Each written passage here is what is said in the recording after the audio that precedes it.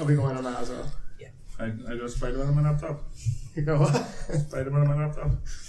Spider-Man laptop. Yeah, Spider-Man's right. Right, we're going to do It's only it? in the 30s, is it? Huh? I got my comics though. You got Superman socks on. I got Superman socks on. Oh, yeah. Oh, I'm working. Anyway, good.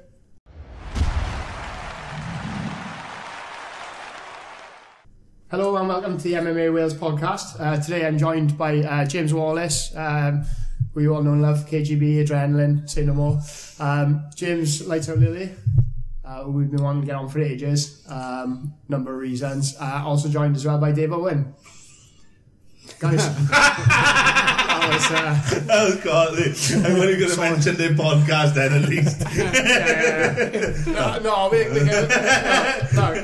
not a guru, right? I'd rather just, they can speak about their own stuff. You know what I mean? Exactly. So right, before we start, Adrenaline show this weekend. Just do have 4 podcasts. Yeah, show this weekend. How's it looking? Yeah, it's good. Cracking fights. Sweden versus Wales being the main part of it. Mainly CRA boys in the Welsh squad.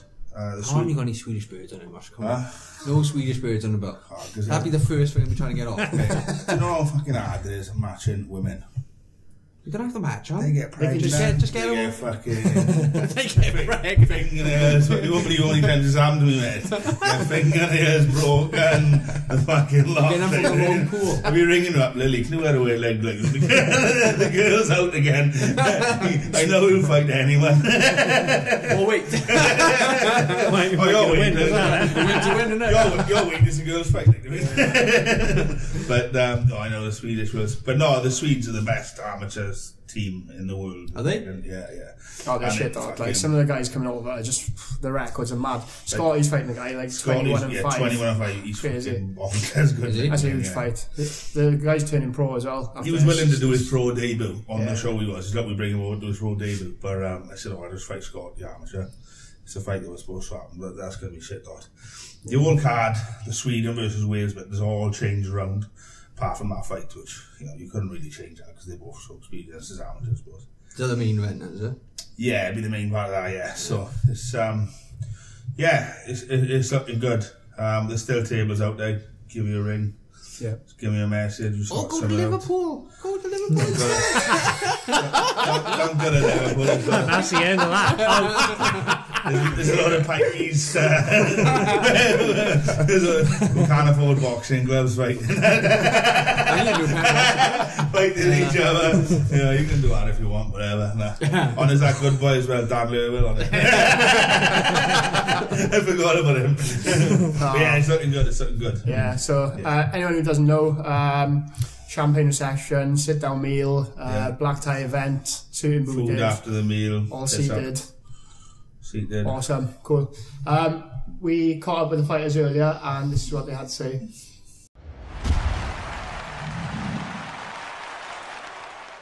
Welcome to the MMA Wales podcast. Today I'm joined by Scotty Pedersen, Ben Miles and Will Davis. The 3 of the boys are going to be fighting on the Adrenaline Fight Night Celtic Manor show this Saturday.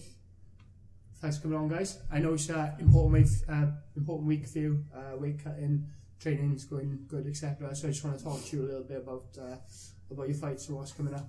So, Will, you've got a tough opponent in the Wales v Sweden event, so it is. Robin Roos. So, what do you expect from the fight? I don't know a lot about him, but obviously, from what I can gather, all the guys coming over are quite well rounded, I think. So, we haven't worked on one particular thing. I think we just got to go in there and go where it goes and adapt to the fight, I suppose. But we're all expecting tough fights, and that's what we've trained for. So can't complain. I think it's good that obviously this event is a little bit different to what's been done before with the whole Wales versus Sweden sort of setup. So obviously there's going to be a number of fights. I believe it's 5, is it? 5 Welsh v Sweden. It's supposed to be, yeah. All in. So yeah, obviously with one sort of country lifting the cup at the end, but obviously these fights are obviously important for yourselves, you know, without the whole country v country thing as well, you know. So yeah, I believe your opponent's 10-3. The fight will be at 80 kilos, armchair MMA, and catch weight as well. Yeah. So have you been training hard, ready for this, or? Yeah, been training here in KGB and obviously with the boys in Chris Reese Academy. Just haven't really changed a lot. Just continued to train the way we normally do, really, and like I said, not focused on one particular area, but try and be rounded, I suppose, and that's the idea, I suppose, with MMA. So Yeah, 100%. Oh, awesome, cool. So we're looking forward to seeing you fight Saturday. Weight cut's going well? Yeah, all good. Only, you know, amateur. We're not looking to cut a lot of weight, but mainly down to diet, I suppose. Coming up to the fight and weigh in and go from there. Happy days, then. Yeah. Cool. So Ben, obviously you've got a tough opponent as well. I think everyone's got tough opponents this weekend. I don't think there's any non-tough Swedish fighters, as you know, with Bogdangrad and on the last one. Yeah, tough. He was Swedish, wasn't he? Or was he Austrian? Austrian, but European fighters as well. Tall order, really tough. Should make for a really good event. So Ben, you're fighting Renato Vidovkic. I can't say remember. But obviously a tough international fighter at bantamweight again. Training hard, or you might have to speak up because the microphone's quite far away. Well, training stays as it always does. We're always ready and stay ready, so we can take fights short notice and try and stay as active as possible, really. So, but the preparation's been good. I feel fit, healthy, and I can't wait to perform. Yeah, cool. So obviously the weight cut's not an issue for you. Same day weigh in. No, it's day before. It is day before weigh in. Yeah, cool. So that's even better. It means I don't have much to cut anyway. So that's all on track. I seen him fight out in the IMF when he was out in the Worlds. Yeah. And he's a sharp guy, and he'll be good to test him. What country was he fighting out in the IMF? He was fighting for Sweden. I was just testing you. Cool. Me, Throw me off. Obviously you fought in the IMAFs as well, didn't you? Yeah. And yourself as well? Yeah. So and Ash went out. Yeah. It's good. It's good experience. Yeah. I'm looking forward to doing it again this year. Yeah. What do you think about the level of competitors that are coming over for this event now? Obviously the guys are top level fighters, and if they're fighting in the IMAFs and stuff like that. So, and I think in Sweden they have to fight. I believe they have to fight to get into the team. Right. So like, the legit best guys in Sweden are coming over to fight the best guys in Wales. So it's country versus country, and obviously we all believe that we're going to take that win home. Yeah. So obviously being successful, hopefully Saturday night. Not only representing yourself but Wales as well. Where do you see yourself going onwards for the future? I've got a lot planned anyway this year. It's my most active year to date. So I'm fighting this Saturday, then I'm fighting 2 weeks after, 3 fights in one night in an 8-man tournament.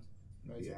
Flyweight for BCMMA, and then after that then is the Europeans, and then I'll have a little break, and then whatever comes after that then, and then we've got the Worlds at the end of the year. So. Awesome. Scotty. Hello. No stranger to fighting, no stranger to podcasting. Cool with you, as always. Not really much rest time for you since the last one, was it? No, that's the way I prefer. Straight in, back to it. Get it done. Like I said, I train all year round. Yeah. I can take a fight whenever, so I'm happy to get back in there. Yeah, you are without a doubt one of the best amateur fighters around.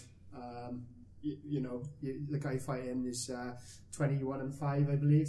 Your record, obviously, what's your record at now? 14-5. 14-5. So that's obviously a lot of experience.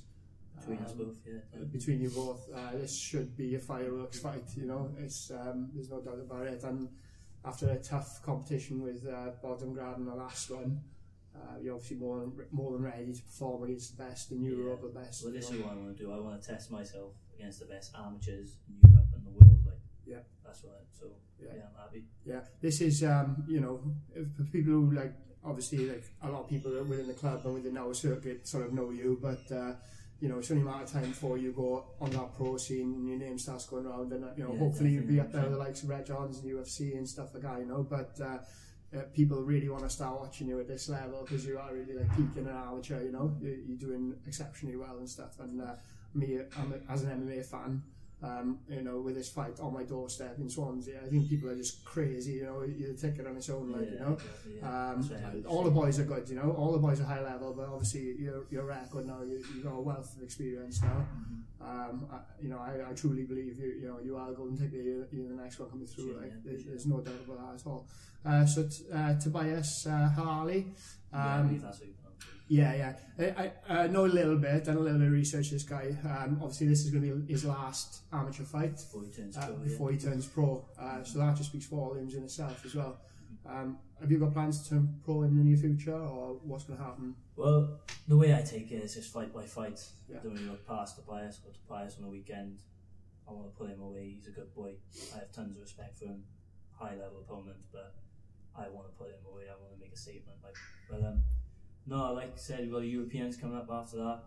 Then probably have a few fights then throughout the year. Go to the Worlds, and then, like I said, just keep training hard. It's one fight at a time. Yeah. No need to rush. I'm living the dream, like, so. Do you know what I mean? 100%. You're only young as well. You know, you've got the world's your oyster. You I'm know. 21, so Yeah. keep the nose to the grind. Keep doing it. Yeah.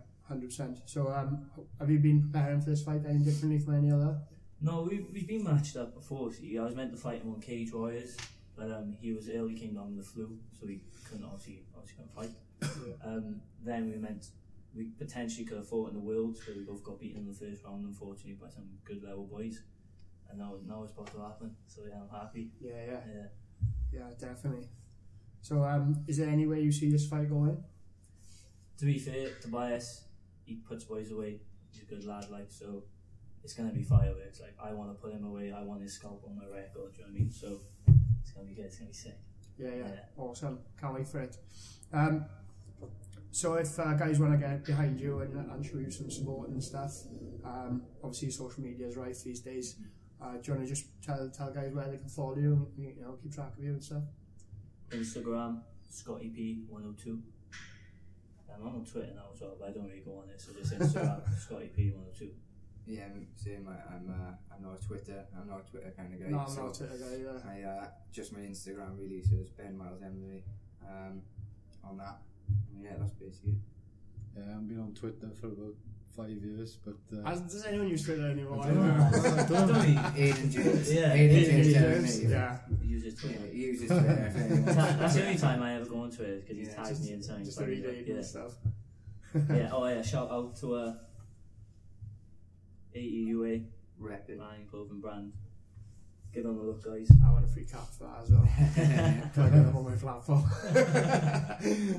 But no, how about yourself? You're very quiet there today, though. no, I'm just taking it in. Yeah, first podcast. We've all so- trained hard together. Yeah. You know what I mean? We've all been putting the work in. Yeah. So, Yeah. like you said, we'll was training anyway. Yeah. So it's gonna be a good night Saturday No night. difference. It's just we fight and then Yeah. we back training Monday. We're not like these other amateurs out there that will like have one fight in 8 weeks' time. Yeah. Take like 2 months off. Do you know what I mean? This is not the way to do it. You need to fight as often as possible, especially at amateur, to get that experience. Because you don't want to be fighting. Say like there's some amateurs out there go 6-7-0, turn pro. Half of them are bums. They fought, and then like they start stumbling the pro. That's why I want to fight. That's what me and the boys, we want to fight the best amateurs we can. Yeah. When we turn pro, we've seen everything. We're ready for everything. Like so. There's no surprises then, and the walk to the cage is obviously something you're used to dealing with 100 times before, you know. We put on a show in Think- a pro then. The way, like what you mentioned about training wise, I think like if you take that time off, I think for me especially, I mean, I'm 28, so if I take 2-3 weeks off, to me that's wasted time. So Yeah. you're not working on anything. You know, it could be, even if you're not looking at a fight, you could be working on things that, you know, when you do fight, benefit you. So for me, maybe different with the younger guys. Maybe you need a couple of weeks where you sort of A week off here and there, obviously. But like it's like I think the fighters' downfall is where they have a fight and then they have like a couple of weeks off camp and then they get fat. Yeah. Then they need to be fit before they can actually start training for a fight. You know what I mean? So. Yeah. Awesome. So obviously the event Saturday is, speaking about the event itself, is a little bit different to what Adrenaline normally do. So it's a black tie event, so everyone's going to be suited and booted. Have you got your suits ready? Or? Thank God I'm fighting because I don't even own a black tie, so I got a slick, skinny fit suit ready. Love it. I'm ready to go. You want to get in, get out and get a suit on? Standard Ben there. yeah. It's going to be a shirt and tie for me, I think, afterwards. Shirt and tie? Yeah. Jeans and top, casual. Oh, don't worry, I'm expecting Wally to turn up in flip-flops anyway. Yeah, sure. Flip-flops and shorts. So obviously there's going to be MMA and K1 on the card. Should be some really good matchups. Yeah, Mini I'm looking forward to. Yeah, it's gonna be a scrap. Feels good Fighting out of Yeah, I've fought for a while. fighting out of KGB. He's just been training now actually. Yeah, he's been grafting away here. Wally's just had to tell him to slow down because he's working too hard. But that's his work ethic, you know. So yeah, there's going to be the champagne reception, sit down meal, and everyone's going to be suit and booted, and it's tables only, no standings. Should have a little bit of elegance to more like a boxing style sort of thing to it. I've just seen the layout. Yeah, it's in a stunning venue. They do like a lot of weddings and things like that. So the venue, you know, would be a bit different to what everyone's used to and play football and stuff like that. Nothing against play football, but you know, there will be loads of screaming. Drunk. Yeah. Maybe a different a different well, that outlook does on make the atmosphere. So Yeah. So it'd be nice to see like a different twist on an MMA event, you know, than sort of what we used to. It just shows the sport's coming along as well, you know. Back in the day when it was like in Oceania and stuff like that, you know, it's just you know, now you can have tables around a cage and everyone in suits, you know, which is like, I guess we all thought we'd never see that back then, but hopefully it takes off as well. Yeah, it would be nice. It'd be good for Swansea as well. So you know, there's good level fighters coming in as well. The event's being put on the right way and stuff. And yeah, you lot look dead in your feet tonight. I don't know if it's cold in the wake. I don't know. But It's the end of the day as well. it's a long day. Yeah, it's a tough week. But yeah, awesome. So cool. Yeah. If anyone wants tickets, you can either speak to one of the guys face to face or on their social media, or you can go on the Adrenaline Facebook page. There is still tickets available. I'd get them quick if I was you, because the event is on Saturday, and today is Tuesday. So yeah, if you follow the MMA Wales Instagram and Facebook page, and there'll be regular updates of all the fights and the fighters. We'll be plugging them along the way as well. Cheers, guys. Thanks for watching. Thanks for coming on, guys. Thank you. Yeah, no, thank you. Cheers.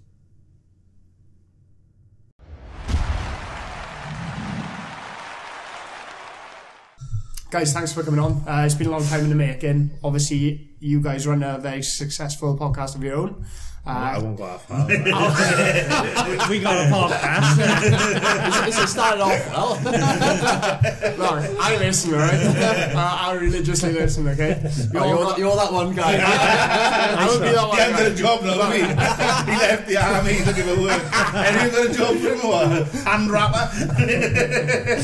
No, I think a podcast's pretty good, to be honest, because like everyone's got to start somewhere. I remember when I started, and I was on my own talking to jiu-jitsu guys, and I was shitting a brick, and you know what I mean. And you got to start somewhere new. And I listened to your show, and I think you've got confidence. You speak to tidy guys. You have a laugh, and you relate to people, and it's not boring. It's good having a dynamic with his two friends that are able to talk about Yeah, it. it all started with. I started listening to podcasts probably 2016. Yeah. And I thought, I wouldn't mind doing that. Joe Rogan, something like that. Same as it me, was yeah. the first one I listened to was Shannon Briggs on Joe Rogan. And I was thinking I'd like to do something. I was writing for magazines and stuff. Yeah. And then me and him used to be in the gym in the warehouse in Swansea after training, and we'd stay at 20 minutes, half hour, chatting. People would join in, and we'd be chatting about boxing or MMA. And so in the end, I thought, Mouthing about someone. yeah, slagging someone off or calling someone. And then I just texted him and said, "Do you fancy doing one?" And he was like, "Yeah, right." Yeah. So I bought a cheap little mic off eBay, and away we went. That's the best way to do it. And we're still using our mic. Yeah, because it's expensive equipment, don't work. Yeah, I bought all the fancy mics, but they don't work no more. He's crashing laptop. We done an hour and a half episode the other day. We lost it. We lost it. done a few times. one the other week. put a cable outside the door and plugged it in, and I forgot to tell him the fucking plug didn't work. No.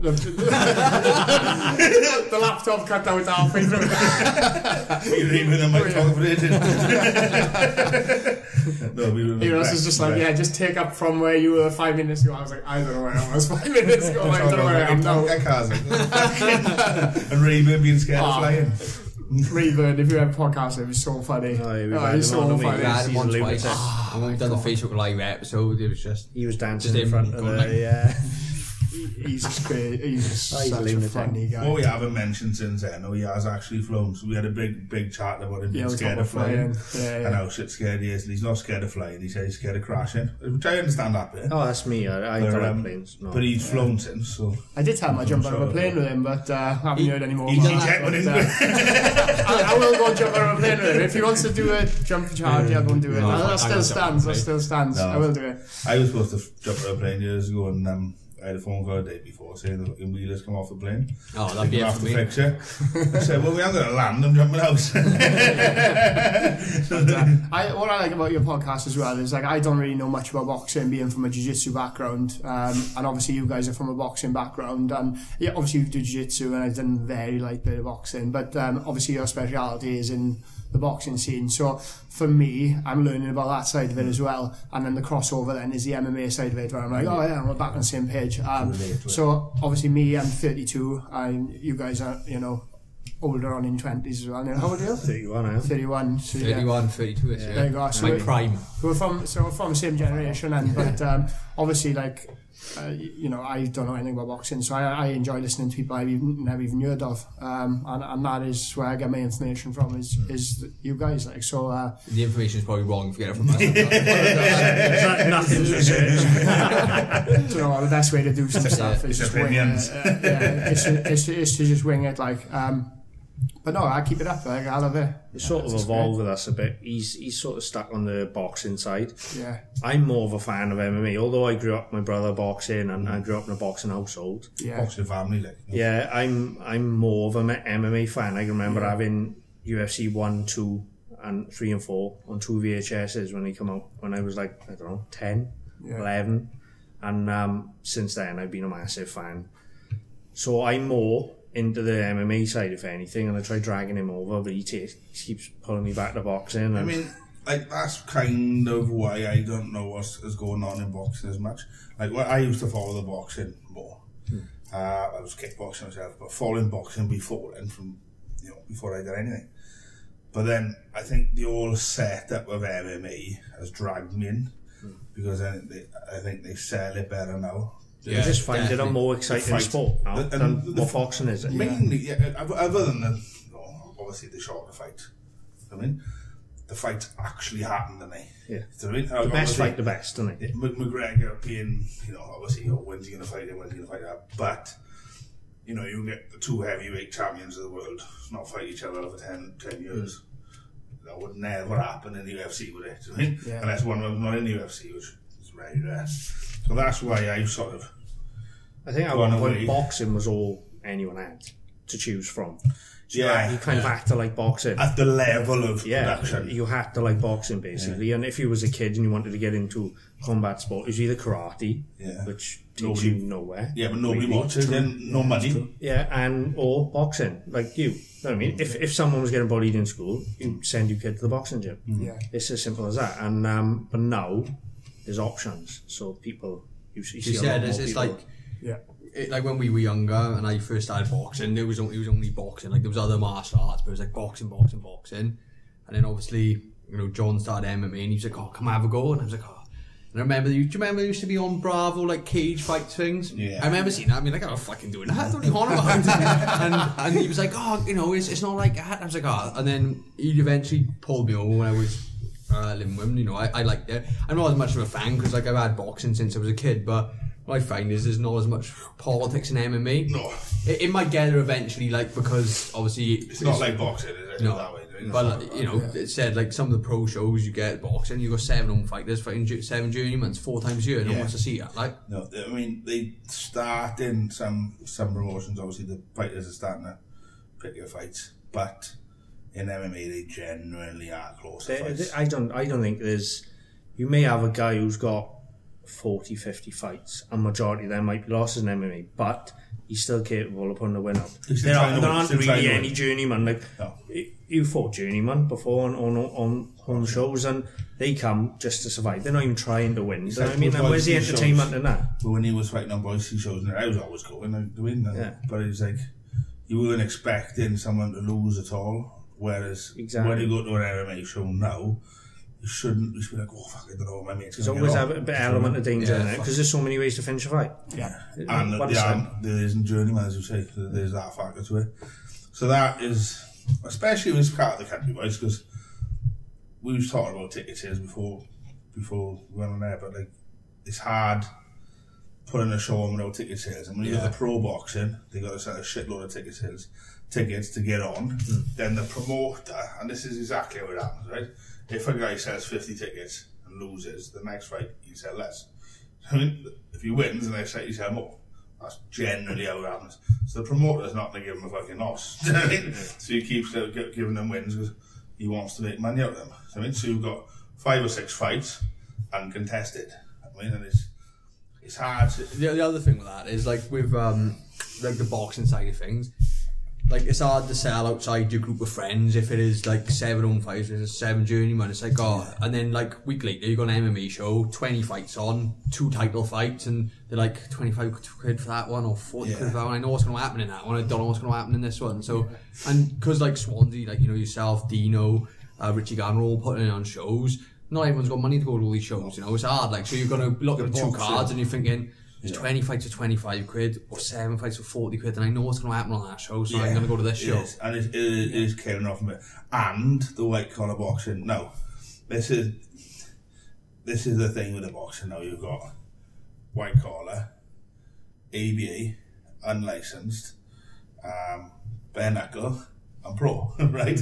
Now, the ABA is where most of the good boys are. No, a lot of the good boys, as you know, in the Navy club. But nobody wants to buy a ticket to a show on a Tuesday night in a community centre with no ring girls, no lights, no music, no cameras, no fucking... Well, that's why we try to change it up. Yeah, but it's hard. Very hard, yeah. And you've got the WABA definitely against it, because it's like, oh, no, this is the day you can have. You can only have 12 fights. This is what time we'll turn up. We will be late. You know what I mean? If you've got more than 12 fights, we'll cancel some. We don't want kind of lights and cameras and shit. They don't want it. Oh, the amount they had was the warehouse in Swansea, warehouse ABA. Yeah. We wanted to mix it up, make the fighters feel a bit special. Do you know what I mean? Because everyone was going to white collar boxing, which is a great event on its own, but since I started coaching amateur boxing, become a bit of a boxing snob. Because you go in around the country watching all these top class fighters, and then you go into white collar boxing, great show, and they just windmilling, and where you could pay less money, and we were putting them on in Fiction nightclub, and watch some of the best amateur boxers in Wales fighting against each other. So for me, and it's hard to get people to watch that. Yeah, it's the marketing of it all. It's like, I remember I was living in Swansea, across the road from the LC2. And you could see the LC2 from where I was living, right?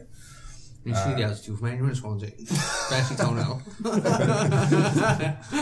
I was fucking close to the LC2. Right? But the point was, Darren Edwards, I used to spar with a couple of years ago, from Hornets. Yeah, he was Welsh team captain when he was up. Yeah, but he come back to do the Welsh to go to the Commonwealth. Right? He lost in the first round of the Commonwealth, he won the Welsh. I was living across the road from the LC2 and didn't know that the Welsh was on. I remember that show actually, until Darren told me in the gym, because he was sparring me, because he went up a weight, so I wasn't this heavy. But I only knew it on because of him. So I went down, paid my 15 quid and watched some really good fights. It was the finals to it. Yeah. That should have been plastered all over Facebook, all over Swansea. Unless you're involved in amateur boxing, you don't know what the amateur show is. I don't know any show. Someone said the other day, do the show in Gosign. I said, what show? They said, the Embassy Club is an amateur show. So I didn't see a poster. Exactly. Nothing on Facebook, because that's what they're doing. And like Chrissy Ware, he put a white collar boxing show on, and you can't get away from it. It's everywhere, innit? Which is what you need to do. Yes, he's doing the right job. Yeah. Like the good thing about MMA is you can have a half a card amateur and half a card pro. Yeah. If they done with boxing, exactly. Come imagine now, turn up to the show. Who's the main event? Lilley. Great. He's got an hard fight, even better. So they paid the money on that, right? Co-main event pro and another one pro. So 3 good matches of pro. Okay. 10 amateur fighters selling the card out. Fucking brilliant. 13 fights. 10 amateur bouts. A little bit of a break. 3 pro. Fucking great. Why can't we do that? Why can't we do that? Oh, because it's different, this, that and the other. Don't moan about white collar. I mean, if you look at the Open Welsh amateur finals, last year we had a girl in Chelsea, she won the Open Welsh. It was in Blythe Community Centre and there were about 40 people there maybe. You look at the English Open finals and they're held in arenas, isn't they? They got like 2 rings. They got entrances, they've got it the lot. You know what I mean? They used to be held in Sophia Gardens, the Welsh ones, but they can't sell out. So because they don't, because they're not the market. Apparently now though, this year, they're trying to do a pay-per-view for it. Are they? They've sacked all the all the old guys. Well, they haven't sacked them. They've been like, my friend was over here. We had a judge. It's the same guys judging who were judging me. Yeah, I my was brother. 90 then. Like, so I don't know the fuck. There's one guy I fell asleep. Honestly, he's a judge and he was sleeping at the ringside. Dillwyn, yeah. So if you said Dillwyn, you should be. If you said be next to you in a corner, you could have lost the first round, got battered. All you'd have to go is, yeah, you won that round. You'd be like. And it's like split decision. You know it's who's giving you the right to sit next to you corner. Batter for 3 round. You got stopped. They give you the decision. But even the point, like I know it's a small thing. You get in the ring and then they look at your cards and all that. Do you know what I mean? It brings the old environment down a bit. Like, oh, you're in the corner. You're staring out. Can I look at your card? Do you know what I mean? It's like it's not. They're not looking to move on. To me, it's old men holding on to something that they don't want to move on. I mean, look what happened to me. They suspended me for doing MMA. What am I meant to do? Sit around for another 2 years not fighting? Like? Exactly. I know I can go on until I'm 40, like, but it'd probably be good to move on to MMA a bit, don't it? Obviously, you've had some good fights in MMA. Commandeur was a huge fight. I thought you put up really well against him, to be honest. Like how you got off the floor with him, I never know. I don't know. Like you can tell him. I don't know. Like watched it. When I seen like it was really naked, wasn't it? And it was like and you just got back up, and honestly, I was like well impressed. Yeah, doing a head and arm choke. Well impressed. Doing the head and arm choke, and I was sitting there going right. If he throws his legs to the side, Lilley's fine. And as I said, he threw his. I was like, it's done. And I still don't know how he got out of it. No idea at all. It was crazy. It was a crazy fight. And it was awesome. Commandeur is a big name. Like he's a big name. He's a serious fighter. And that was a massive fight too. Yeah, like because I was training up here for a bit. I'm impatient now. I'm like, that's why like I signed because I fought in November, and then I was like, there's not going to be a show for a while now. BKB in January. Not a bit of that because I'm just impatient. And it's because I know I'm getting to the end of my career now, and I had such a break, like for 4 years in the middle, where I should have had more fights. I'm just like, I need to fight now, and and now they're doing shows every 2 months. But say we're what it is. I just want to do it. What I like about you is you are a fighter. you are a fighter. You boxing, it's the end of an era, isn't it? MMA, whatever. Like. You will fight. Yeah. You can be like, Lilley, do you want to fight? Yeah, you'll fight. And you'll turn up and you'll put on a good show no matter what you're doing. And that's a bit of a dying breed now. It is a dying breed. People are scared of losing now. It goes back to boxing where people are padding their records up. Everyone's worried about keeping the O and they don't want to lose. That's what I love about MMA. Like, you some people be like, he's got 8 losses, but it's like, but he's had 16 fights and he's had 8 wins. It's not like that in MMA. Like, you look at the UFC rankings, like the top 10, there's hardly any undefeated fighters in there. Some of them are like 10 for 10 and they're in the top 10 in the world. I think like, there was a show in the UFC at the end of last year and there was 3 title fights on it. There was Joanna. Yeah. Namajunas. It was Cody Garbrandt, TJ Dillashaw. Yeah, so Garbrandt was unbeaten champion. Yeah. Joanna was they all went the wrong way, didn't they? What was the other one? When is that? Bisping, wasn't it, on the same card, wasn't it? That was the I think it was Bisping, actually. Bisping, But he wasn't. yeah, Rockall Bisping, wasn't it? Yeah, it was a... No, Bisping, George St. Pierre. Yeah. But basically, triple the only two champions that were undefeated were Joanna and Cody, and then none of them are undefeated now, which isn't the case in boxing, obviously. But that's a big upset, aren't they? yeah, it was mental. Yeah, but as I say, it is refreshing, and nobody says, "Oh, Cody's lost, his career's over." Do you know what I mean? I remember Enzo losing after a big win 3 years ago. We used to watch her. Oh, I said, lost, like. Yeah, well, people, we used to look at your boxing records. It was like 8-6, wasn't it? Oh, I keep bringing it up.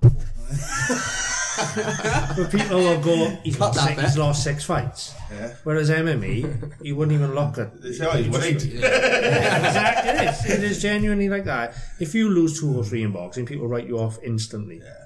It's ridiculous. It's why, like, it is unfortunate, because, as I say, it's one of the reasons why the fight's not happening. Right? It's one of the reasons why people are going, "I'll take that fight because I might lose." You know, it doesn't really matter as much in MMA. I wish I had more, like, the way I think now, because I turned pro too early. I did. Like, I was like, someone was like, "You can get money for this, man." I was like, "How much?" You know, How much was? But I should have waited, because I think I would have done better if I'd waited and all that bollocks. But I wish I had my mindset that I did when I was like 19, 20, when, you know, it was easier to get in shape and easier to get the weight down, because I'd just be like, right, put me on every week. Or if there was MMA, because it was like new at the time, I'd be just fucking fighting all the time. Like, now I'm getting old, like, so. Yeah, I know what I mean. Like, chasing that sunset. Yeah, you go get to the fight where you just want to fight, you know. Yeah. That's what I said, like, at the minute, I'm like impatient. It's 4th November. I was like, oh, I got Christmas now. It's one of them, because was it January the what you fought? 13. Yeah, and I remember seeing him at the beginning of December. And it's like, oh, Beginning of January. I can't drink. And like, what's that? Fight week, he was sending me pictures of cheese and crackers. why did I take his fight today? But in all fairness, I haven't met anyone who genuinely enjoys fighting.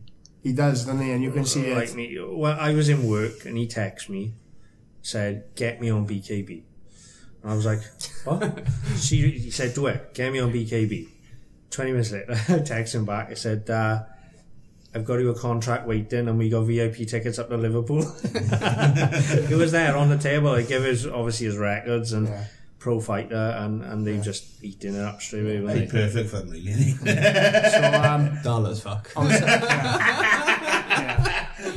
obviously this BKB was new to me, and the first thing I heard, I was already listening to your podcast, and the first I heard of it was on there, and I was like, oh, I'm a bit intrigued, what's this all about, blah blah blah. So for anyone who doesn't know, bare-knuckle boxing, basically, the show is the only, was it like the only legal show or something? Licensed bare-knuckle Licensed promotion in the world, as far as I'm aware. Yeah. So they've got the rights to the UK, or how's No, that there's other companies out there like that do it, but this one's the only one that I've got a license for it. If you like, I don't go to boxing history lesson, but if you like read it, bare-knuckle boxing was never made illegal. It was just outlawed. It was like frowned upon, and the reason they introduced the gloves was to make the fights go longer, because with one punch you break your hand or split your eye, it's over. Yeah. So these guys, Jim and Joe, they seen like these shows happening in hay bales and everyone going, and they thought, we can do something with this, and they refined it. And it's a bit like when UFC first started, first fights, people are wearing like one gloves and bare hand and one geese. boxing glove. Yeah. And the first couple of BKB shows, people are wearing like football shirts, they're going barefoot, but now it's the same as boxing, no gloves on. And I said the first time I heard of it was because I had Sean George and Dan Gumshields on the podcast, and I couldn't go because I was in training. Yeah, I was in camp for a fight, so I was like, oh, I can't do this. So I was listening to the podcast and like listening to it, and I was like, fuck, I fancy go that. 2-minute rounds, sign me up. Sign me up now. I think one of the things I will say good, obviously the bad thing is damage your hands and face really. But the good thing is, like, the biggest health problem with boxing is you take a lot of punches in the head. But with the bare knuckles, you're a bit more cautious, so you are taking less head contact, which is what they say about MMA. They're smaller gloves, but you can't just stand it like that because. And is no weight counts, so you're not even though you're hurt, you're not allowed to continue. 20 counts, wasn't In it. I was watching on paper. Is it 20 count, is it? Yeah. Oh, this is what you were saying about you thought you'd run after the 10 count and it can't. He said he was celebrating and they were still counting. I was jumping on my living room. You didn't know about it. Like Glenn McCauley was there commentating, and I was like, what is it? He was like, it's a 20 count. What? Just going to cut you there 1 sec. Guys, that's the end of part 1. Join us after the break and we'll crack on this conversation.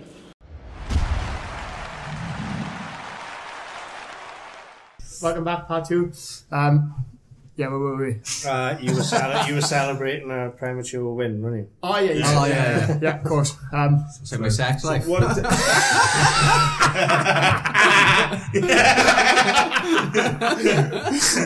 want 20 seconds, babe? Done in 10. What was I going to say? So, did you, like, obviously, what we were talking about is when you drop someone who get a 10, 20 count instead of a 10 in BKB. Why?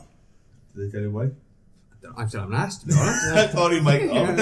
I didn't realise, because I was watching her on the iPad. I was jumping around my living room. It's done, over. He's jumping around. I'm celebrating. I turn around, they backfight. And I was like, what's happening? Because I dropped him, and I was like... 10.5. And like, obviously, he come in late replacement, so I thought, right, I caught him a couple of times, thought, right, you don't fancy this. Dropped him a body shot, and I was like, right, get back to the corner. 6, 7, something like that, nice and stepping up. 9, 10, turns to the crowd, Nick and all them there. Yeah! They're all celebrating. My corner's jumping up and down. What's his name then? Barry Pedersen. Get back in that corner. I was like, fuck, what's going on by here? I was like, to the contest, they said I was 20 count, 18 standing count. I was like, so I dropped him twice, 40-second wrestling, isn't it? So, you know what I'm saying? Out of a 2 minute round. Yeah, over 2 minute round. Dragged out for 3 minutes. Like. They need a rest in So between. you didn't find that way. No, you know what it was? I think the old school bare-knuckle boxing, in the beginning, they used to have unlimited rounds, and the round used to stop when you used to knock them down. And that's when they used to say, you know, up to scratch and get back your line. Yeah. But then it evolved and used to be 30-second knockdowns. Yeah. So I don't know if it's like, or I don't know if it's something to do with the legal aspect, because now they only can have 2 minute rounds, and maybe fast question. They've got some good aspects to it though. Yeah, that doctor thing's the best. They've got. Well, we had Sean George on our podcast, and he's challenged for 2 world titles for it, or versions of their world titles twice. I think he's challenged from Abthareri, and He'd fought about 4 years ago. That's right. Yeah, he's a Muay Thai fighter. Yeah, and he was telling us about all the rules, and the same as boxing. The corner can throw the towel in if they want, but there's a doctor obviously ringside, and he's got a red towel. And if he thinks, say, Lilley is giving this guy on Saturday an absolute pasting, and the corner won't throw the towel in. If the doctor thinks that guy's taking too much damage, he can throw the red towel in. The fight's over. No one can argue with it. So the doctor can put the end to that fight at any time he wants, and there is no continuing. It's done. There is referees who don't stop early enough at all levels. So that is a good thing. Yeah, and that's something else. It's a thing with the corner as well. It's like you don't want to. You fight to get hurt, but you don't want to stop it too early. So the corner like that, the refs like that, so the doctor can just be like, "This is not happening." Like, I haven't thrown the towel in many times, but sometimes you got to do it. But people don't want to do it. I'm like, it is tough. Some referees should, but again, they don't want to fucking have people have a go at me. And I've cornered amateur fighters, and once or twice I've turned to my brother and said, "Do you think we should throw this in?" And you're in that situation where, can he pull this back, or if you do throw a towel in, they're going to have the ump, probably. There's that famous one, yeah. What's his name? Graham Hill, is that when he was fighting Casitas? Is that the one where Mickey Van? Yeah, the towel up. They knocked each other down, and no, because he just knocked him down twice, he's like all over him, and the corner go to throw the towel in, and the referee kicks the towel out, and then Graham Hill drops him, then he's straight after, as soon as he kicks the towel out, no, he's only got stopped then. Did he? Yeah. Because the referee in boxing doesn't have to accept that, does he? Because the towel comes in, towel comes in, Mickey Van sees the towel, kicks it out the ring, and lets the fight carry on. And then the boy who's in trouble dropped the other guy. Like, so I don't think you're allowed to throw him in an MMA anymore either. You're not allowed to throw a towel? The referee can throw it back out again. Is it? Yeah, you're not, because they brought that a couple of years ago. And again, sometimes the referee lets it, some referees aren't consistent.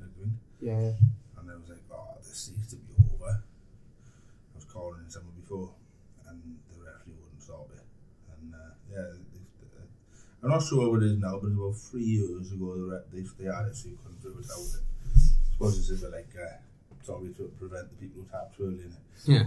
I'm getting paid. I'm getting paid. If he comes to me a couple of times, I can't take it down. Chuck a towel in much. My knee!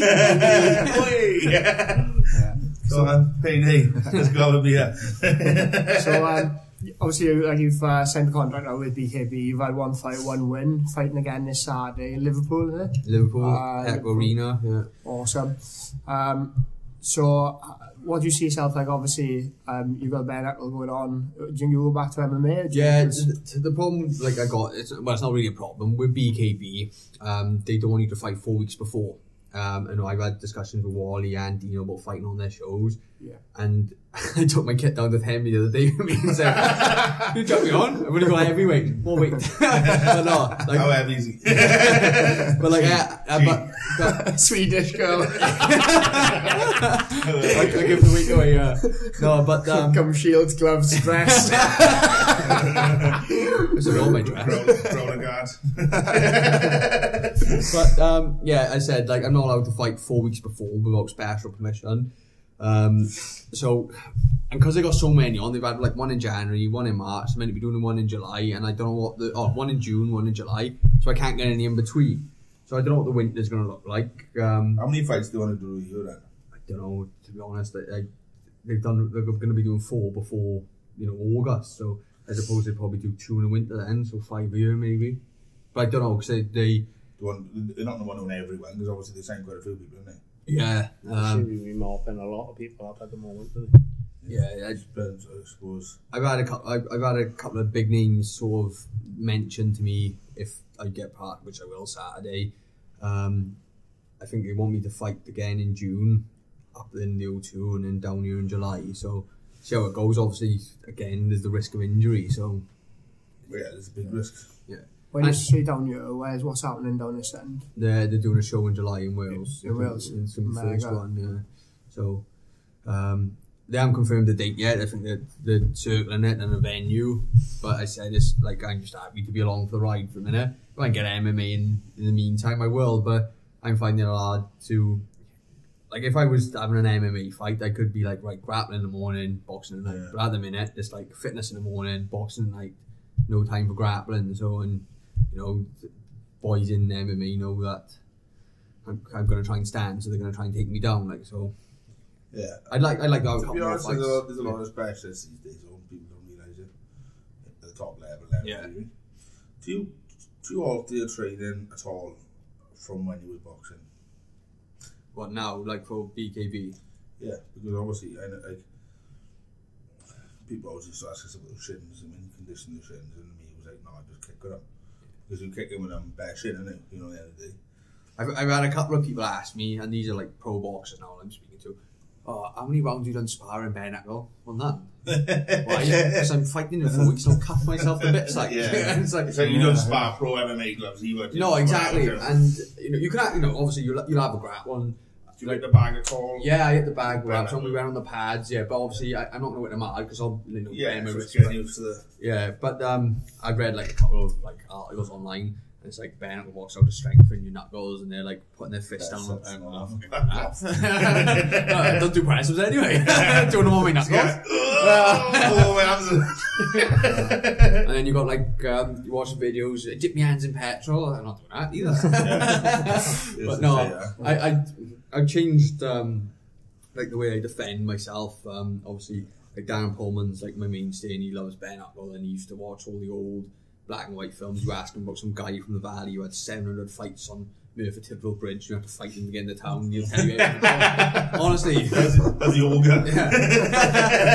And so because I trained with him, and he loves it. Like he's like, you gotta watch Peaky Blinders. I was like, I watched the first. He said, no, watch it. He goes, in the opening scene, there's a double-handled hammer. And he said, that's true, that is history. So I watched it, I was like, oh, there's a fucking hammer. That's what he's like, he loves all stuff. He's born in the wrong era. So he's changed the way I defend myself, because you haven't got gloves. But exactly, and it's exactly the same as, well, I suppose he was sort of doing that change anyway to go into MMA. Exactly, and that's what... It's the same, that's why I think... cover behind them, can you? I think that's why, like, there's a lot of guys who, like, used to be in, like, UFC and Bellator transitioning, because they might not be as skilled as the boxers, but At boxing. yeah, but they Boxing for MMA is similar to boxing with BKB. yeah, you haven't got the gloves to like defend yourself.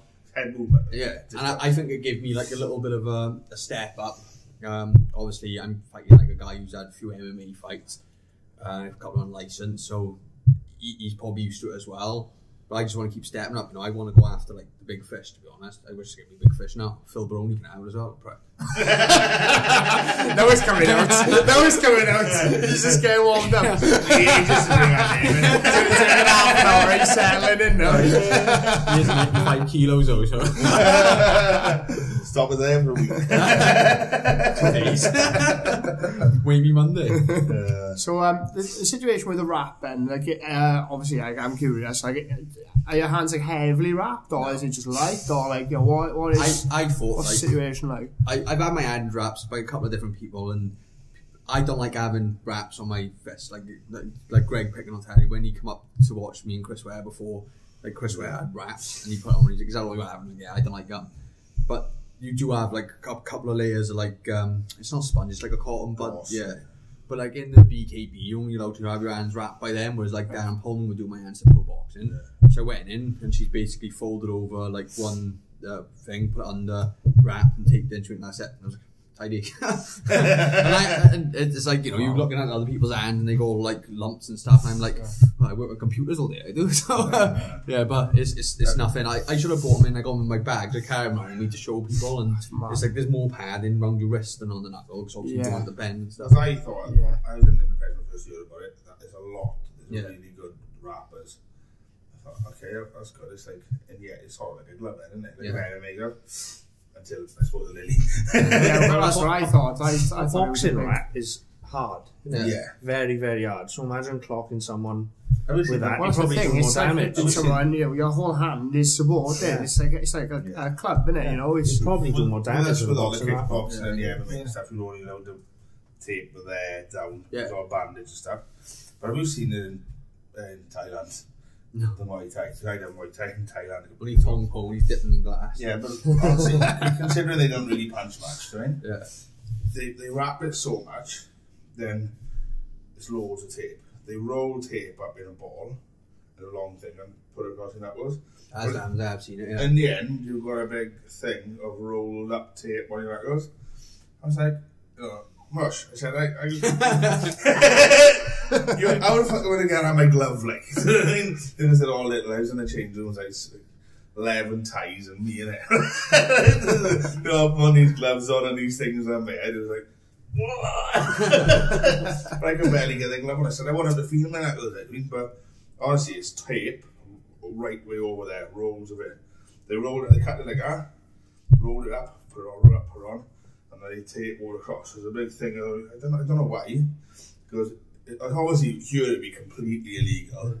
I don't really get how they benefit out of it. There's a lot of stuff illegal in Thailand. It's not a legal thing in Thailand that we can do. Can't get away with it. 10 baht, like. No, I know, but yeah, I thought they would have been heavily bandaged knuckles, but in BKB. No, I was surprised when she put on. I was like, alright then. That's why Lilley threw a lot of body shots. Because I do it my hand in the Commandeur fight, like the week leading up to the Commandeur fight. I was hitting a bag with these MMA gloves on. I had all like little cuts along my knuckles. So by the time I got the fight night, when I was like grappling, warming up, like they were opening up, and I was like, oh, fuck. So when I was throwing a punch, I was corkscrewing a little bit. So I caught my right hand. I was like, oh, my hand's hurting. But obviously you're in the adrenaline and keep throwing it. And it still went right up until I had the evening post down Fit for Life taking me on the pads. I was hitting the pads and I was like, oh, my hand's still bad.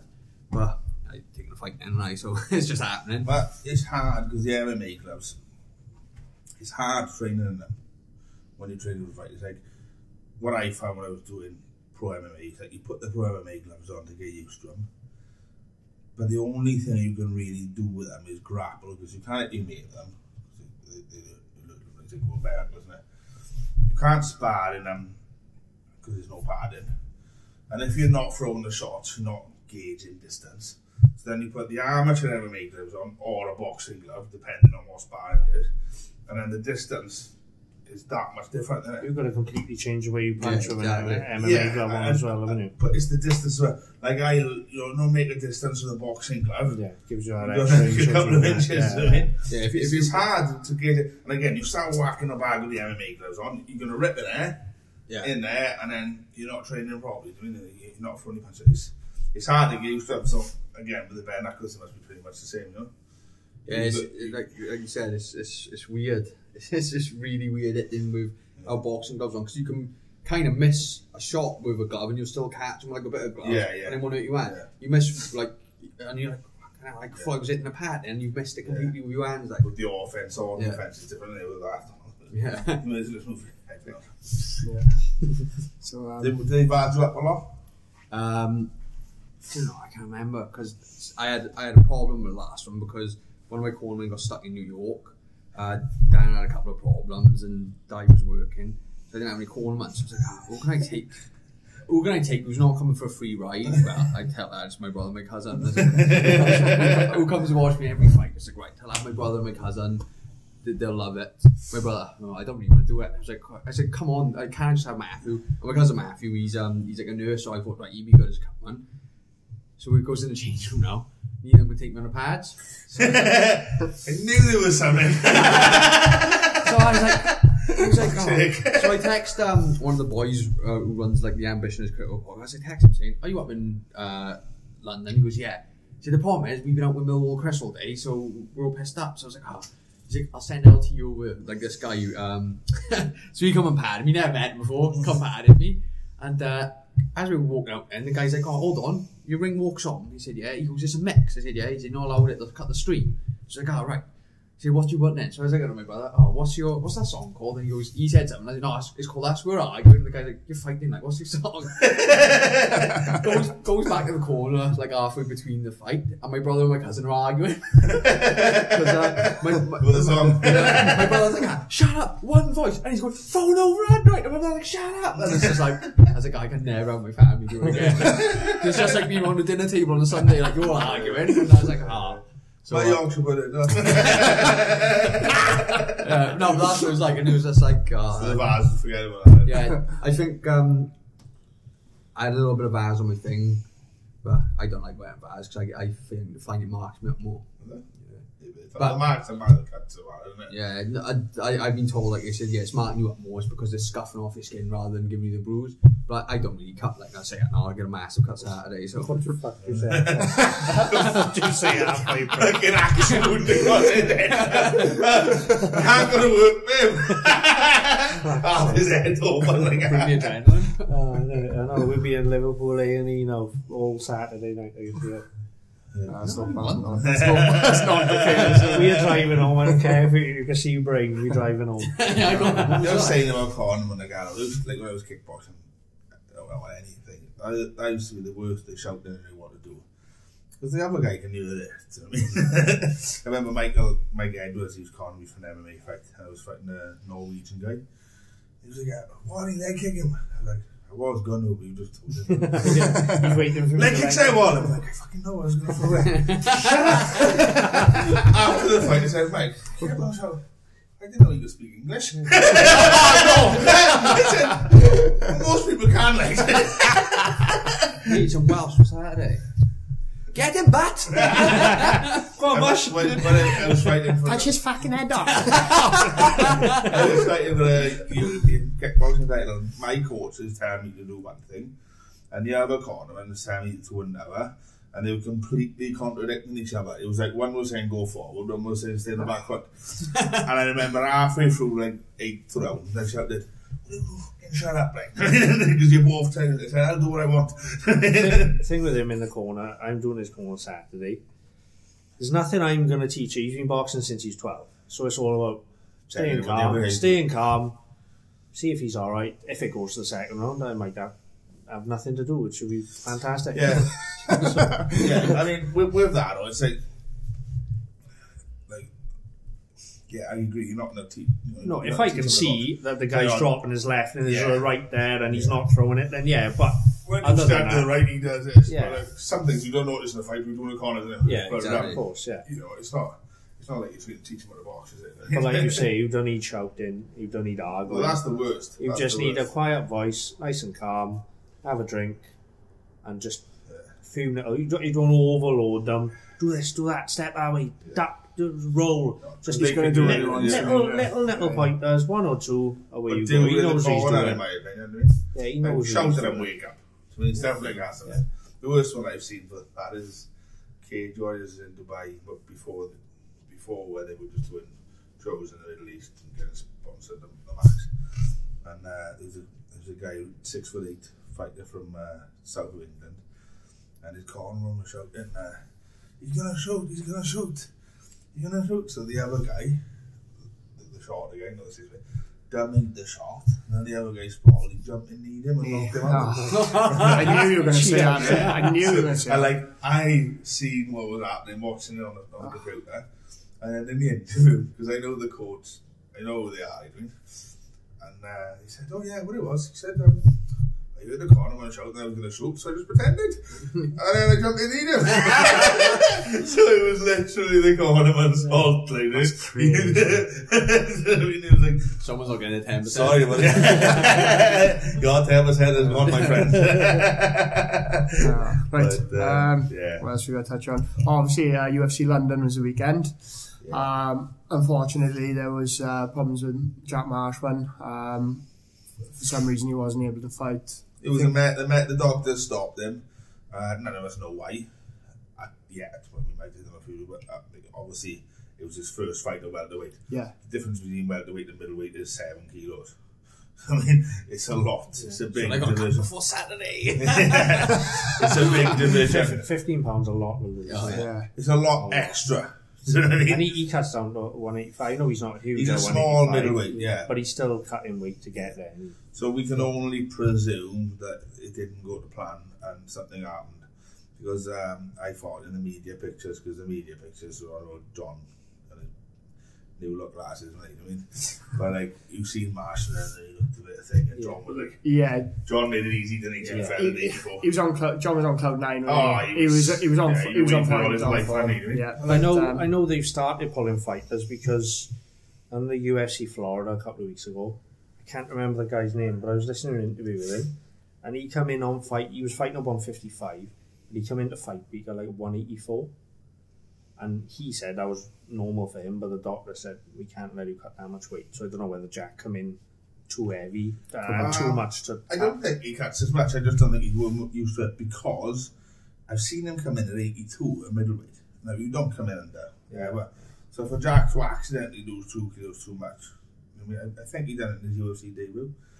I think that it's there for him to make 77. But the first time is always going to be the hardest. Yeah, so, I mean, perhaps the plan wasn't right for him. We don't know. It could have been anything. Yeah. Sometimes you just make it weight. You think, a couple of kilos out, I'm all right. And then boom, something happens. You don't know. It could be going perfectly well until one thing happens. This happened to all the Welsh fighters. Brett, he's been ill. Been able. John's failed to make weight once. I had Christmas. It's Joe's ice cream. All I can see on that sign is sit down, and I keep reading it over.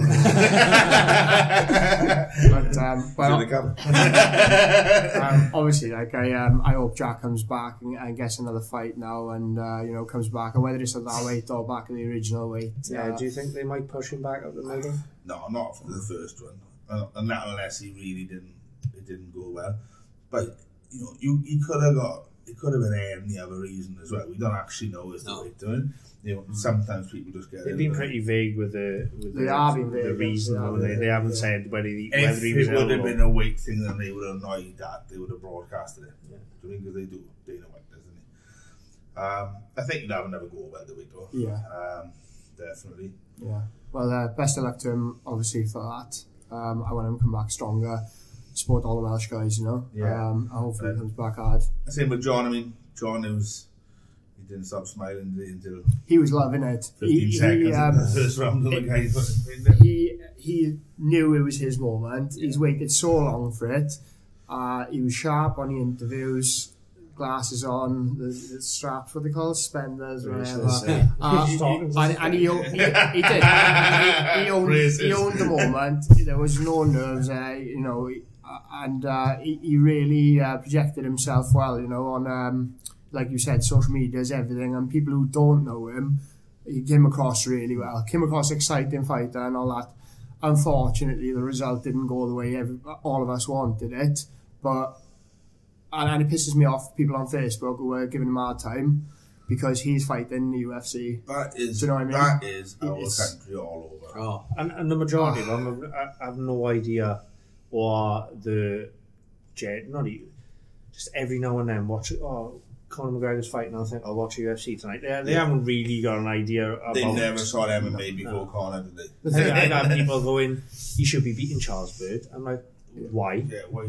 Charles Bird's in the UFC, same as John. Yeah. That's the top 1% of fighters in the world. Exactly. This is where I was going to get that. You don't get in the UFC if you can't fight. How can you slate someone? How can you slate someone who like plays for the NFL? Do you know what I mean? Who it's the Super Bowl. UFC is the pinnacle. Stay in the B leagues and knock everyone out. There's no easy fights, but you can get favourable matches. That's the difference. Whereas, like, you look at Jack's first few, it was kind of favourable for him. What was the guy? Seidenblad? The first guy he knocked out? No, his first UFC fight. He was a kickboxer, that guy was. From Sweden. Jack's one, yeah. He was the most, I can't remember, against odds for that card. Jack. To win, yeah. But it was a favourable matchup. Stylistically, it was good. Yeah. Whereas John, this guy's got a couple of submissions. He's a good wrestler. Yeah, but they call him Kid Dynamite because he styles himself on Mike Tyson. I was sat there with the boys, right? And like his promo video come up is, I put myself on Tyson, and everyone's like, oh, he's going to stand with John. I said, boys, he's going to shoot from the changing room. I said, he's shooting now. He hasn't even got to the cage yet. No, they said you were not going to stand with John. They said all I said is no way. Dan Hardy said he said that, you know, he was talking about his record, his previous fight. He's knocked 21 guys out. Yeah, like 19. You ain't standing with that. You know? Because the thing is, like, this guy could have been better than John to stand up, but we'll never know. But if he stands with him, he's got a chance of losing. Whereas if he goes to the ground and he's better than him on the ground, he's got more chance on the ground. Because, you know, it's yeah. He was shouting us, we've got a minute left. But obviously, like, I hope that he gets matched up soon. There's a card being announced in Liverpool. Yeah, there's one in Dublin as well, that month as well. Dublin is, I think. Dublin May. He's going to have more followers in Liverpool and people go up. He's not injured. He didn't pick no injuries from it, so he's a good score, really. He put a really good post up online as well, which was like really humbling, just saying he really enjoyed the whole event and stuff like that. I thought that was really good, really professional. He's bound to be nervous as well. Busters off. You won't be smiling from year to year the next time it'll be business. I'm not saying it was the wrong move. No, he had to enjoy it. He's been building up to it, but all the nerves are gone. The real nerves next time. He was shouting at us. So we can chuck a break in. Happy with that? Okay, we'll come back after the break. Cheers.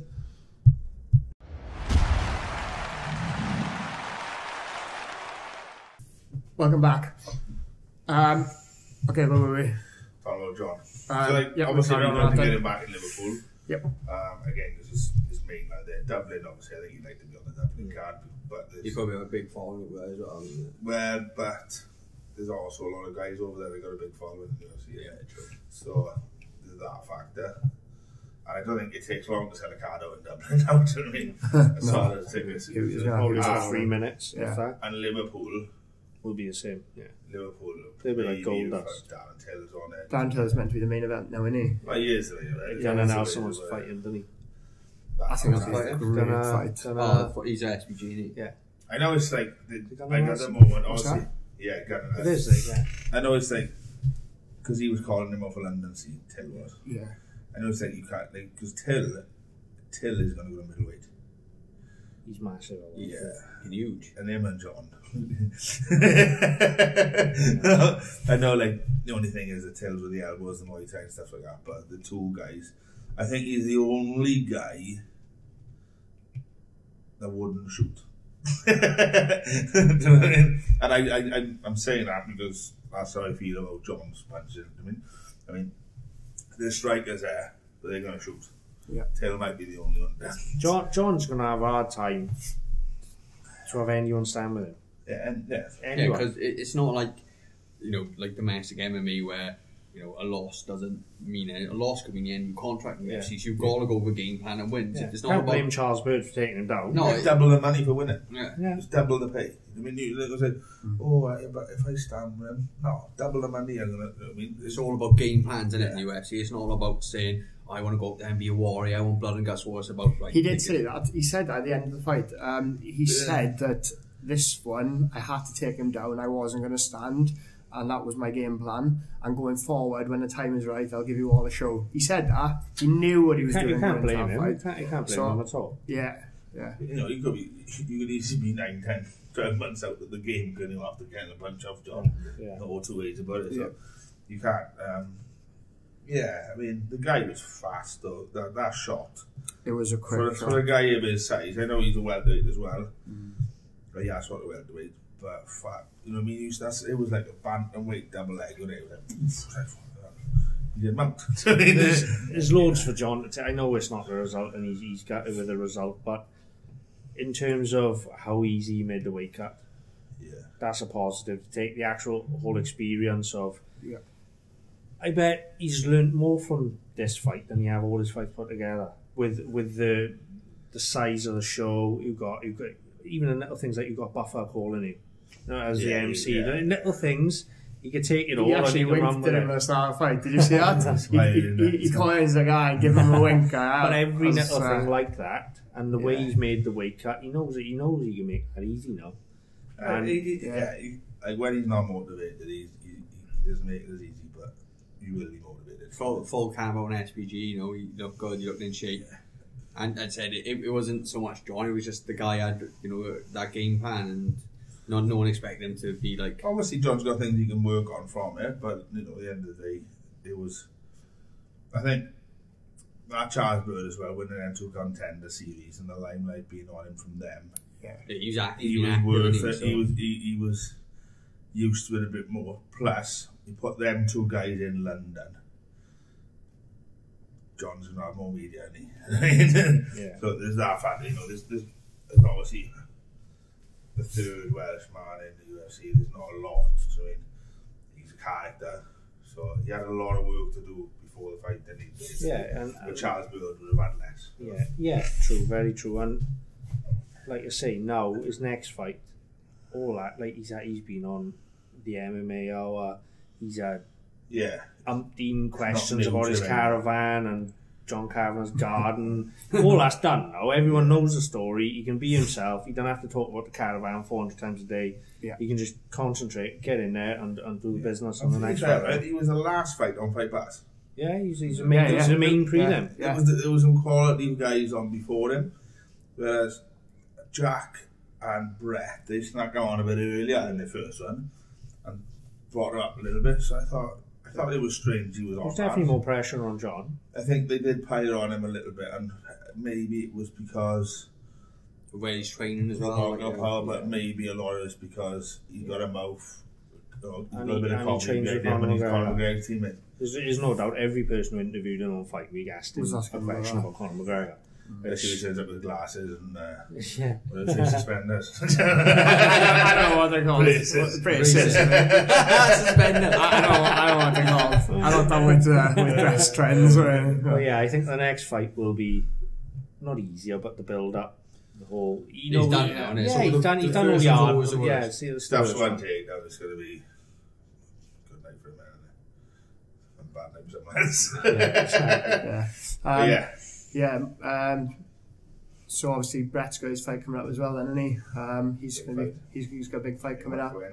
Yeah, that's rapidly approaching. Huge fight. What's that? April 21st? April 7th. Is it 7th? No, 21st.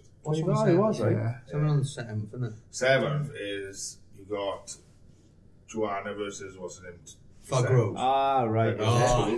Love. Khabib Khabib versus Ferguson. Have you seen the size on Fugro's boyfriend? Pat Barry. Pat Barry? Yeah.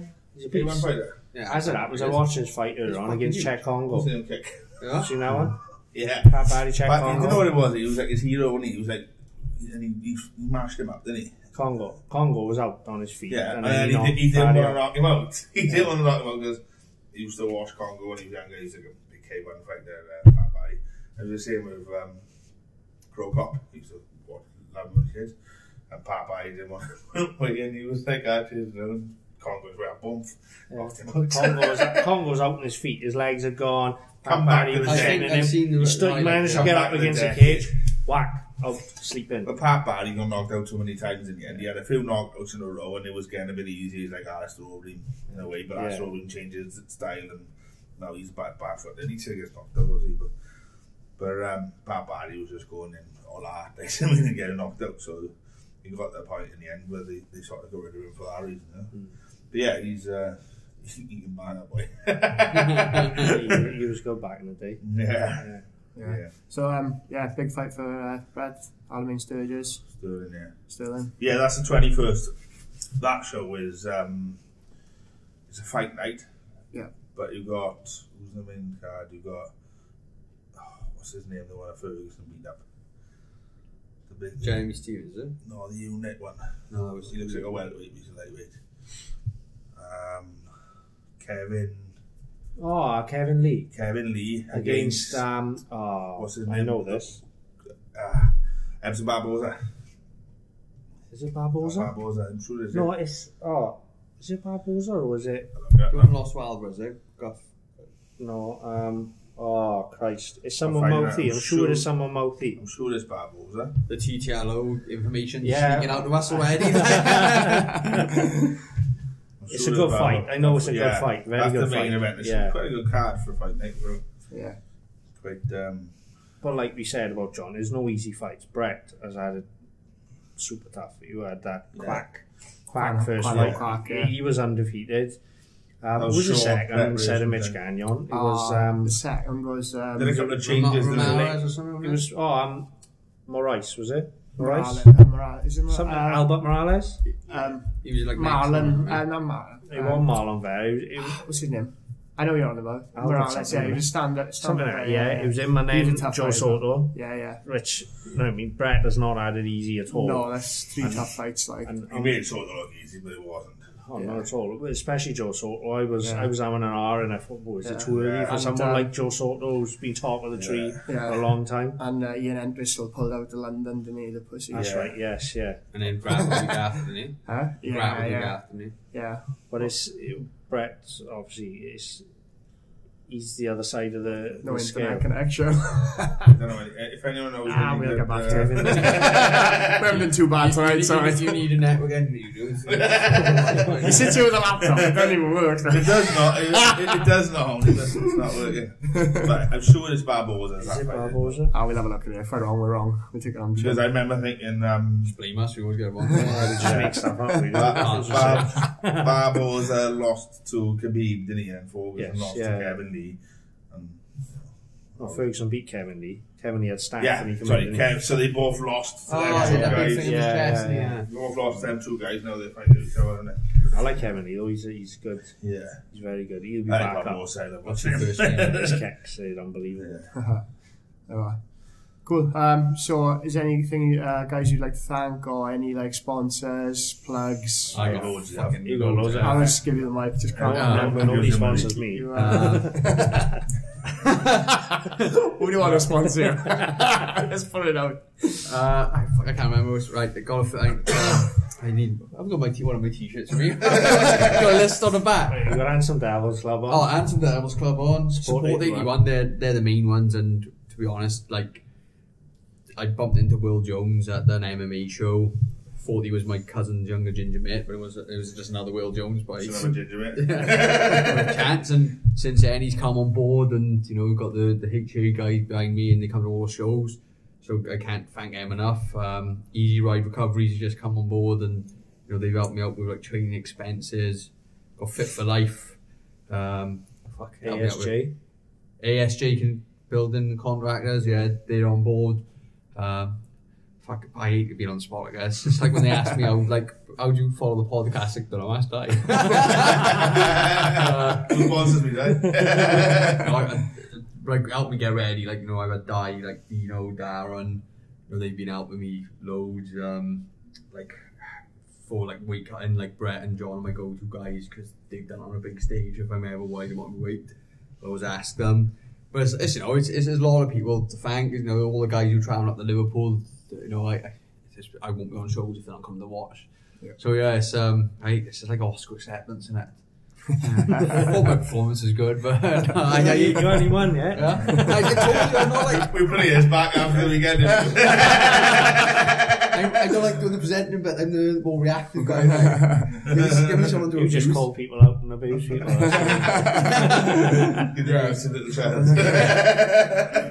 In real life, yeah. No, but it's Everyone will have to along your way. yeah. And if I've got anybody, sorry, just DM me on Twitter and I'll shout you out or something. I don't know. Awesome. You got an Instagram page? Or, I got the TTL one. I don't like social media, see, so yeah, cool. I just like abusing people on Twitter. Yes, Instagram, Twitter is all at TTLO podcast, so you can catch us on there. Yeah, that's about it, really, isn't it? Yeah, catch us on iTunes. Your podcast on iTunes. Yeah, it's on iTunes and Stitcher. I think the other one is if you've got an Android phone. But yeah, that's about it. If that's what he says. I just opened the mic and then it just seems to get online. It just comes up. I wish I was worked like that. I have no clue. So you're running fight nights stuff? Yeah, we talked about earlier. Still got tickets out there. Give us a bell. If you're not going to Liverpool. If you're not going to see Liverpool. Some up with Liverpool and Dan Liverpool. He's a good boy. Do you know what? That's what we haven't done. We haven't mentioned that Dan Lewis on Saturday as well. He was just been training with us. He come down tonight. He trains. He's a good friend to spar with, isn't he? He had like a train, does he? Honest God. I was going to take one of the pads and I thought, no, I like my shoulder, so I think I can do this. I've sparred with like some big hitters, and Daniel is one of the biggest hitters I ever sparred with, and it's like every punch is hard, and it's like He got some power. And he likes taking punches, that's the only problem. He likes taking them as well. Yeah. But he's had to take lunch. you know, this camp, like I've done a lot of sparring with Dan, and he's taking a lot more boxing stuff on board. And he's all harder to it, like, you know, don't get me wrong, he gets a red mist now and again, but he's switched on. And I think it'd be a good move for him. Like, you know, the only like worry would be because he hits so hard if he's going to hurt his hand. But that's going to be a worry if you hit softly as well. Because it's, you know, cracking skulls at the end of the day. And you're not. Sometimes if you pull them, it's worse, isn't it? Yeah. Yeah. Maybe we get Dan on at some point as well. He's hard to nail down. We've tried to get him on a podcast. I asked him the He's hard to nail down in the gym now. Maybe we do something else anyway. We'll get some feedback and you both win the weekend or whatever. Yes, that's what I win. Yes. When you win. Don't tap the table. Oh, yeah, sorry. I think that rule's just gone out the window. It's going to be Respell's going to be editing late into the night now. taking all these bangs out. I would say to Rory, because Rory's Rory's name. Well, I say, Rory, can I make this like a big thing to come over for the microphone so nobody can have a go at me for hitting the foot table? Just hang like because it's not connected to the table. I can smash it as much We as tried I want. everything. We tried foam blocks, table covers, everything. Put him in a different room. Different plan. But sound. So I think that's a wrap. I think we mentioned everyone there. Yep. MMA Wales podcast, Instagram, Facebook. Just search MMA Wales. Also, if you want to follow the podcast, we're quite active on the YouTube channel as well. So you type in MMA Wales in YouTube and subscribe and follow that. That would be a big help to us as well. And the Boys podcast as well. Yeah. What is Just it? mention we have got a YouTube page as well, but there's nothing on. Well, there's a picture of him in the bag. A video we tend to go through YouTube more now because the video side of it as well. But obviously, yours is audio. So all ours audio, iTunes. Yeah, so. If you follow the Twitter one, every now and again from an house party, you'll see a live feed. An illegal stream of boxing. I was in a house party. What fight was it? Oh, Rigondo, Lomachenko. Yeah, Lomachenko. And obviously, he was a Lomachenko fan, we're a good there fan, and he was getting beaten up. So I was trying to FaceTime him. And I was leaving at 4 o'clock in the morning. Like, I'm not that. He's not acting. So how can I get his attention? I'll go live on the. He's like, straight away, delete. He's up. Illegal stream on our Twitter page of the fight. That sounds about right. The amount of times The network engineer. the amount of times I've gone on the MMA Wales page and like gone to share a post of like you or one of the boys or something, and then I put my phone down and I pick it up and I'm like, why have I posted on like my personal Facebook page? Like, good luck to Lilley the weekend. I was like, shit, delete, repost. It's so easy done, though, isn't it? We have an email. You've shared illegal contact. Or what we shared. What we shared to Lily's now. Lilley in a house party, watching the boxing. Alright, it's easy done. Social media is a dangerous thing, telling you. So, right, we're gonna wrap it up because it's 11 o'clock and it's bedtime. 6 a.m. run out the window, I'll be honest. But guys, thanks for coming on. I really appreciate it. Long time in the making. Get our win the weekend. We're over the moon for you. You'll have to come on ours as well, innit? Yeah, we'll sort something out. It's not as posh as this, mate. Lily's carrots at the gym. Come in the house and I'll make you a cup of tea. We don't get to you. You a coffee. Those flavoured ones and they don't count because they're from a little sachet. So I made you one, no? Twice. 40 episodes. But there we are, guys. Cheers, thanks for watching. Thanks, guys. Out.